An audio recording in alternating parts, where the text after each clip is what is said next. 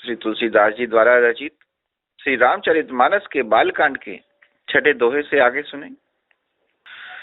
कितना सुंदर रचना की है तुलसीदास जी ने।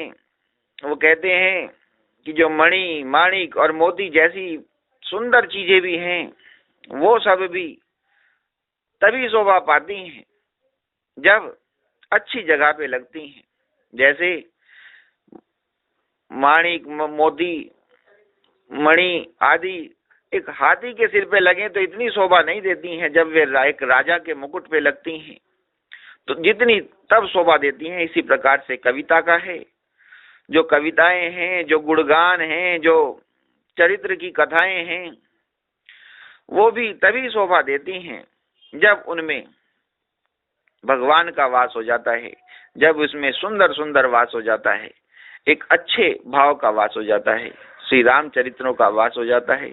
वो कहते हैं जब कि राम जी की कथा होती है, जब रामचरित्रों के गुणगान होते हैं तो सरस्वती जी से भी नहीं रुका जाता है। वो भी ब्रह्मलोक को छोड़ करके दौड़े चली जाती हैं और उनकी ब्रह्मलोक से धरती लोक तक आने की जो थकान है वो सिर्फ तभी मिट पाती है जब श्री रामचरित्रों का गुणगान उनको सुनने को मिलता है, श्री रामचरित्र रूपी सरोवर में उन्हें नहाने को मिलता है, तभी उनकी वो थकान दूर हो पाती है।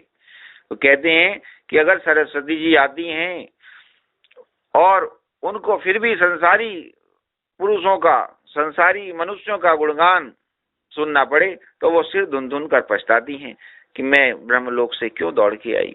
तो इस प्रकार का भाव है।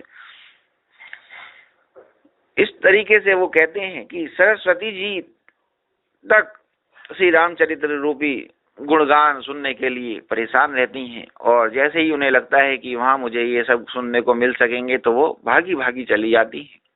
और जहां पर माता सरस्वती जी खुद विराजमान हो जाएं, वहां का रूप ही सुंदर ना हो जाएगा, वहां सब कुछ बदलना जाएगा। इस प्रकार से सुंदरता आ जाती है। इस प्रकार से जहां राम कथा होती है, जहां रामचरित्रों का गुणगान होता है, वहां के वातावरण में मधुरता, सौम्यता, विनम्रता, सुशीलता आ जाती है, क्योंकि वहां सरस्वती जी का वास होता है। सरस्वती जी खुद अपनी देख रेख में सब चीजों को संभाल रही होती हैं। ऐसा है महत्व श्री रामचरितमानस का। बोलो श्री रामचंद्र भगवान की जय हो। पवन सुत हनुमान की जय।